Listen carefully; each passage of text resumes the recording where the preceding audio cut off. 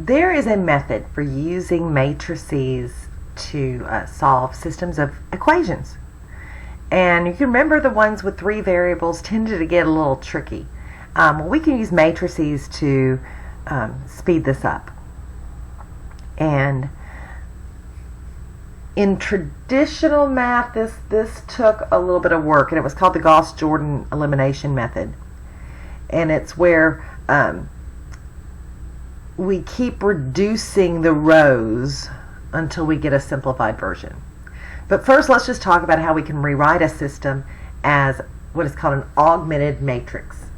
So, and you'll notice I had to make a correction here. I fixed it before I made copies for you guys. But x plus 2y plus 3z equals 6. And notice we're keeping all the x's in the same column, the z's in the same column, and the coefficients off to the side. We can rewrite this as what is called an augmented matrix. So we kind of have 2 matrices together. These are all the coefficients. And on the other side of the line is all my constants. So that's called the augment. And it just kind of makes it where you see that there. Now when we put it in the calculator, we don't actually have to put the line there, so you won't see it all the time. But if we were doing it by hand, we would add rows to each other, kind of like what you did in elimination, so that a variable would disappear. And it would reduce the rows. Okay? It's actually got, in the calculator, it's called something different. It's not called the Gauss-Jordan. It's called the reduced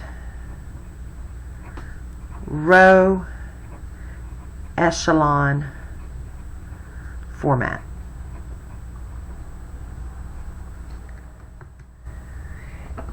And the abbreviation in the calculator is RREF,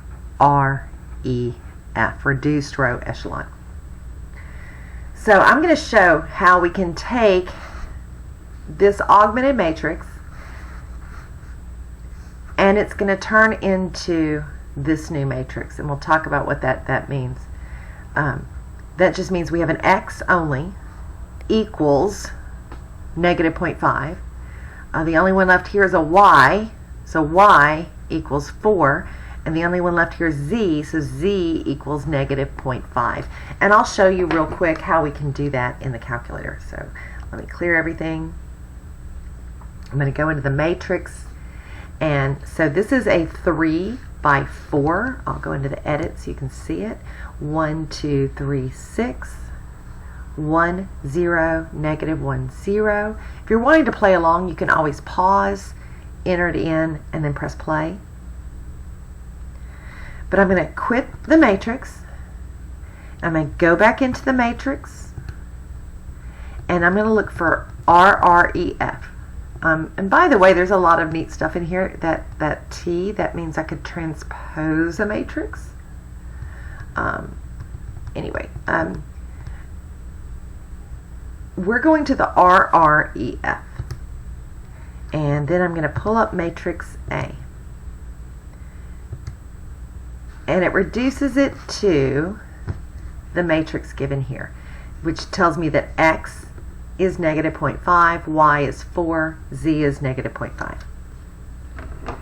So if we have a solution, remember sometimes we have no solutions or infinite solutions,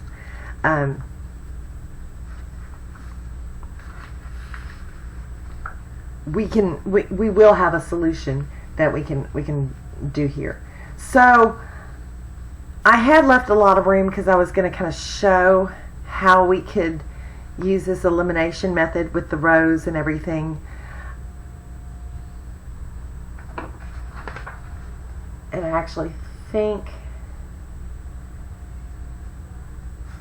I might want to actually show it by hand once. So if you really don't care to learn how to do it by hand, I understand. But we'll do it by hand once. Okay.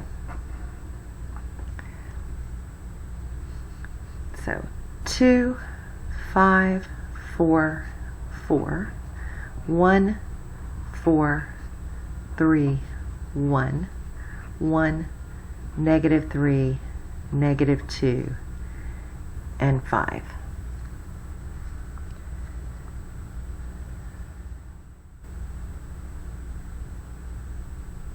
So I'm going to take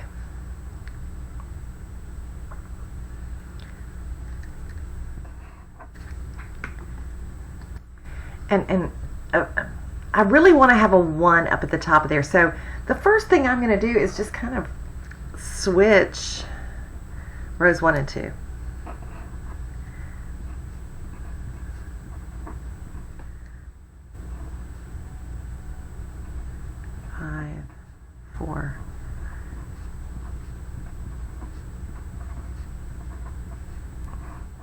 Okay, so now what I'm going to do is I'm going to take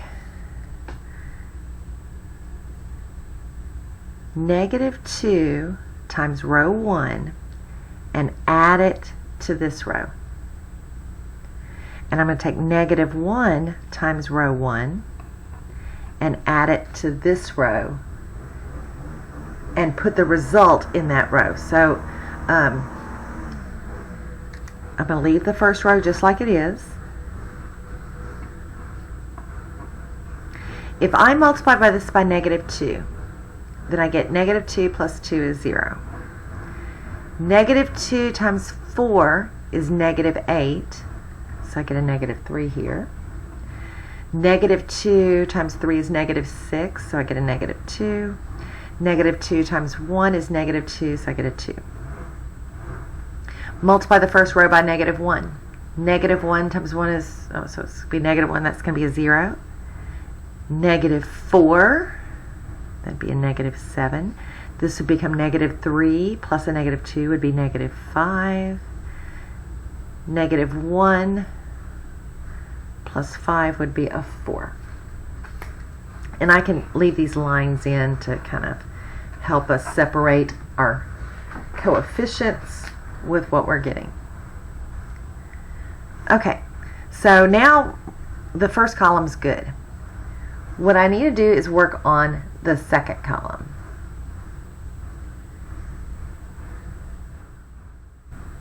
And I really want to get a 1 right here.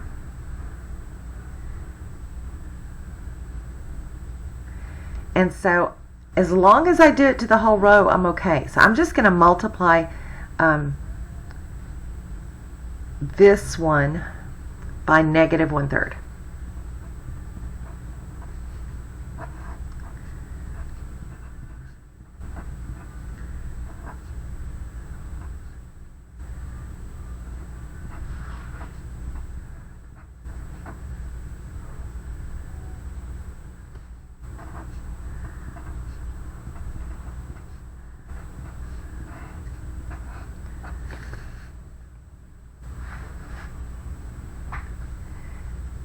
Now, I want to get rid of all the other numbers in that column other than that one.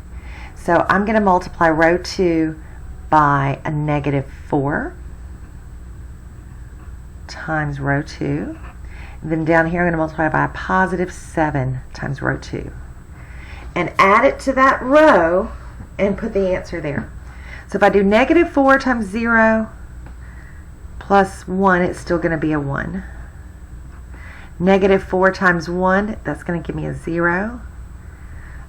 This takes a little bit of maneuvering. This is going to be a negative 8/3 plus 9/3, that'd be 1/3. This would be a positive 8/3 plus 3/3, that's 11/3.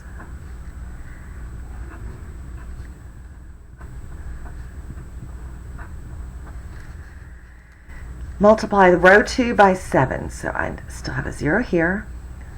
Now I have a 0 here. That'd be 14/3, and this would be a, let's see, that would be negative 15/3, so that's a negative 1/3.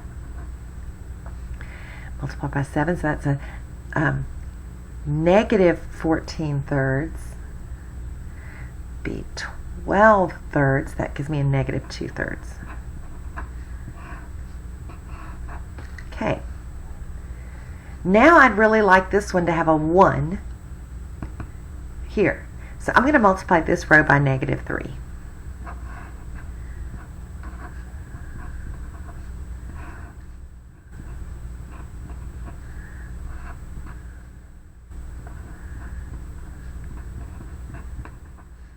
So if I multiply that last row by negative 3, I get a 1 and a 2 over here.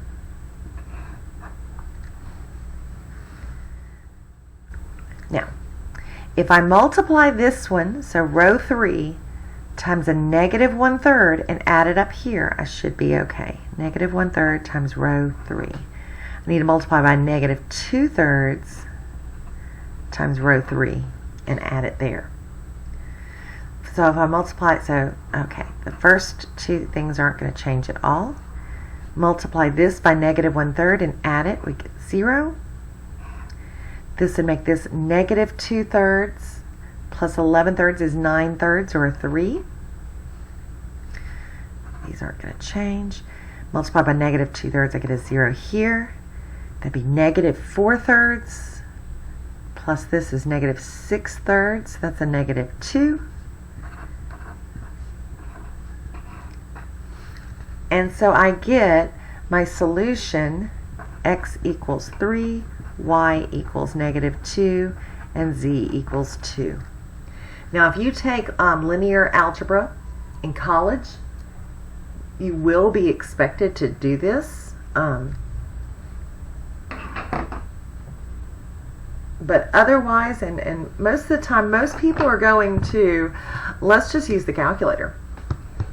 So I'm going to put this in a matrix. I'm going to take this very first one because it's so much faster.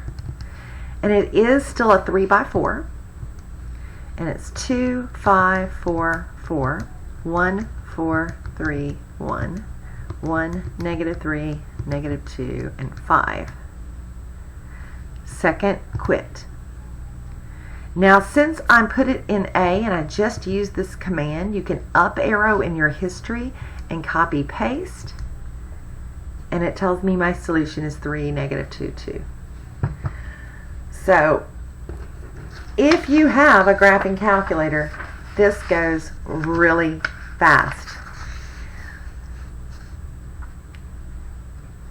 The Walters Manufacturing Company needs to know how best to use the time available within its 3 departments in the construction and packaging of the 3 types of metal storage sheds. Each one must be stamped, painted, and packaged. The table below shows the number of hours required for the processing of each shed. And I forgot to type in the rest of the instructions. So we'll have to add them in here. I will try to add them to the notes later. So the stamping has only 3,200 hours that can be used, available. Painting has 1,700 hours available, and packaging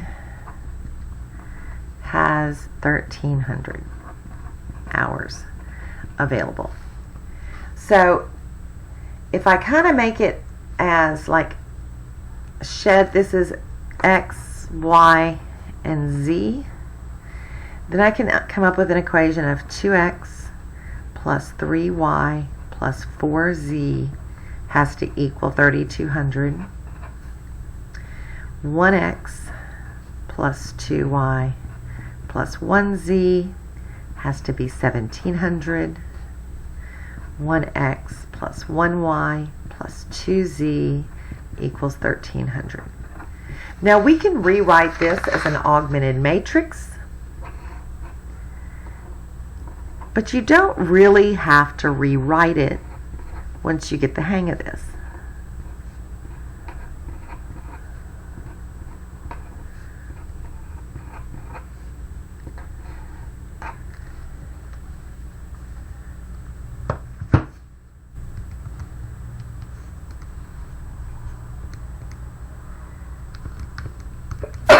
Excuse me.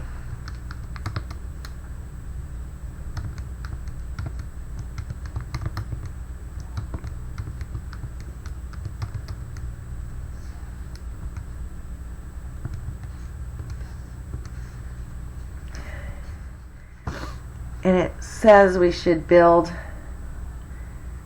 300 type 1 sheds. And then we need 600 of type 2.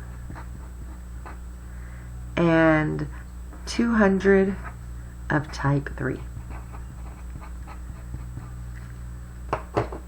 See how much faster that is than doing the systems by hand. Now, sometimes we have non-unique solutions. In other words, we're going to get something interesting. So, let's break this one down into a matrix. And this one has 4 variables. So, notice that there are 4 variables and we have 4 equations. I would have 1, 1, negative 1, 1, and then the 3 over there. On the next line, notice it's missing the x1, the very first one. So that's going to be a 0. Then 1, 1, 1, 1. This one has a 1. Missing the second x. Negative 2, 1, and then 6. And the last one would be 2, negative 1, negative 5, negative 3, negative 5. So this one's a 4 by 5.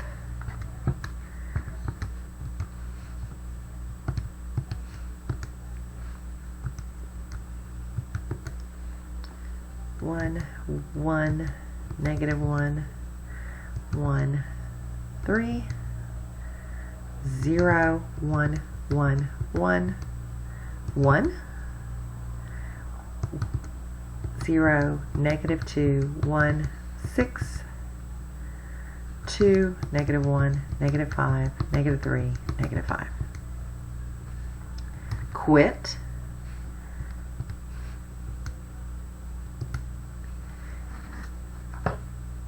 And we end up with something interesting. So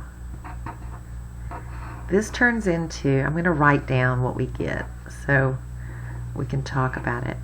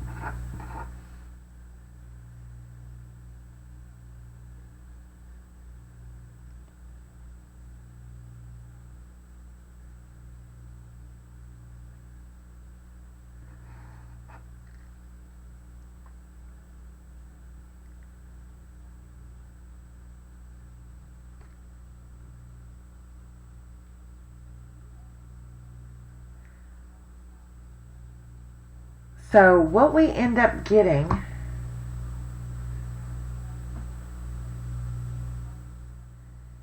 is we get one row with all zeros, right?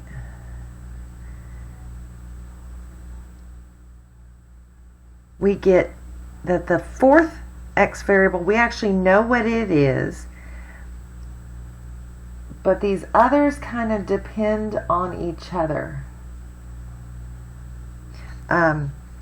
So this one, and you can usually tell by the bottom row, if it's all zeros,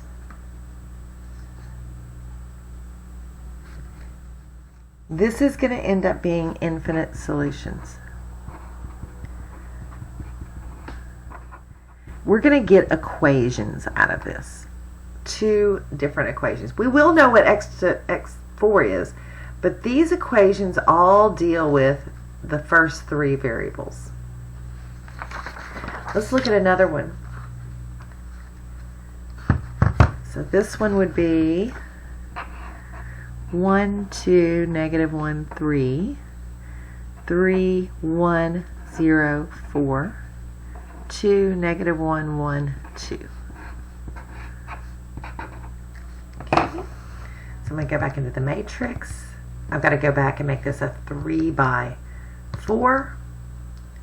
1, 2, negative 1, 3, 3, 1, 0, 4, 2, negative 1, 1, 2.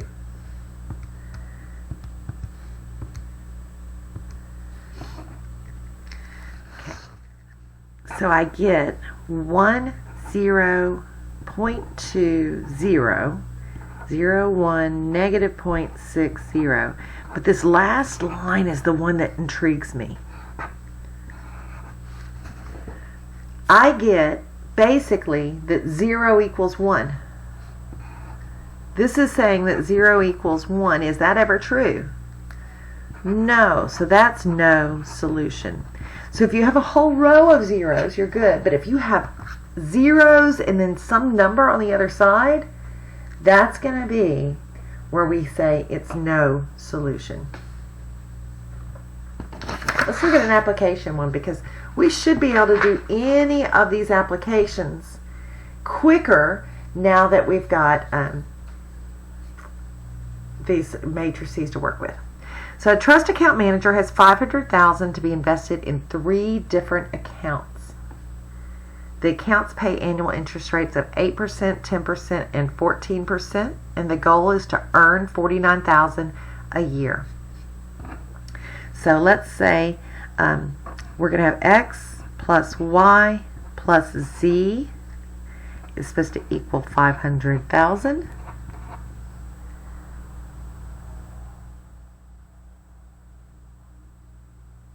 I also want 0.08x plus 0.10y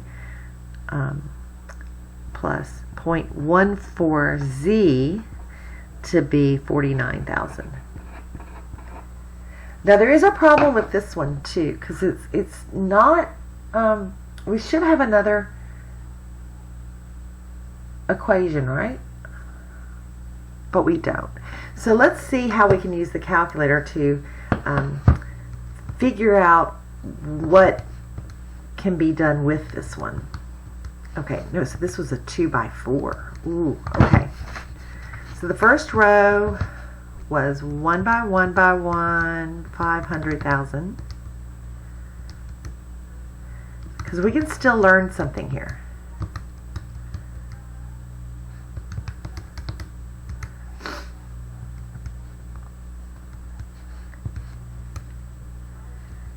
And we end up with 103 800,000 and 01 negative 1 negative 150. Oops, that's a 1. Let's see what that means. That means X plus 3Z equals 800,000. And Y minus Z equals negative 150,000.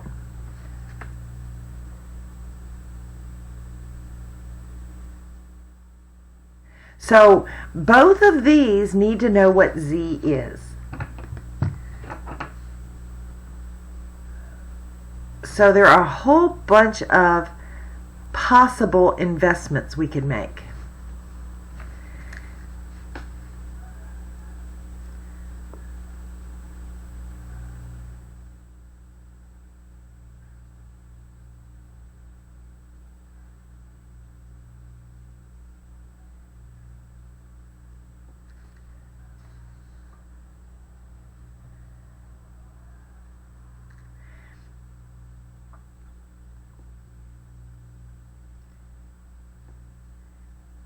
Y is going to be whatever we get Z, take away 150,000.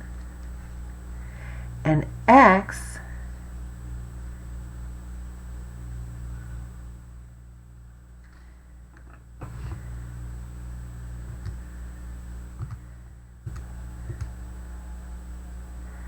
I made a mistake.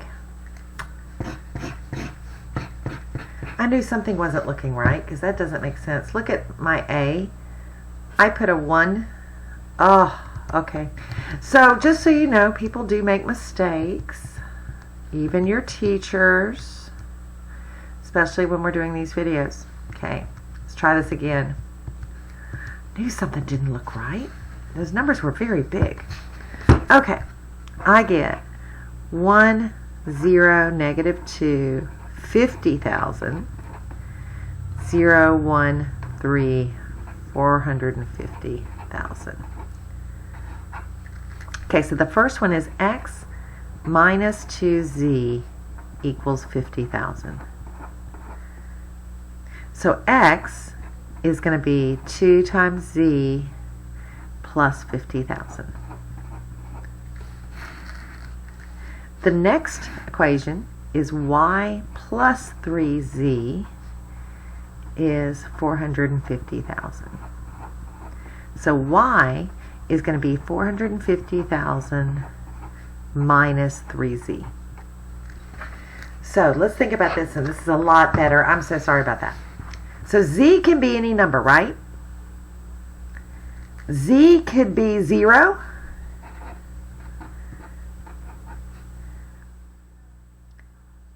But let's think about right here. What's the biggest that z could be? Well, the biggest would have to be 150,000, right?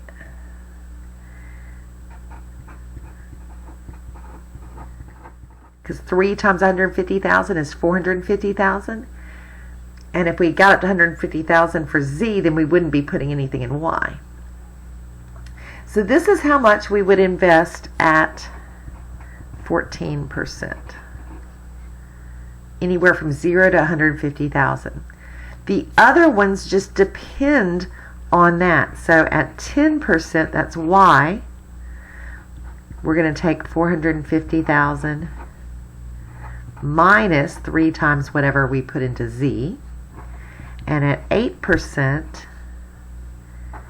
so this one has infinite solutions. You see this?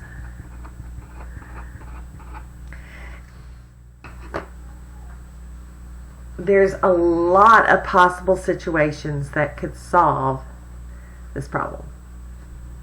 Some of the homework problems do have word problems, so this one we may be taking a little bit more time to work on in class.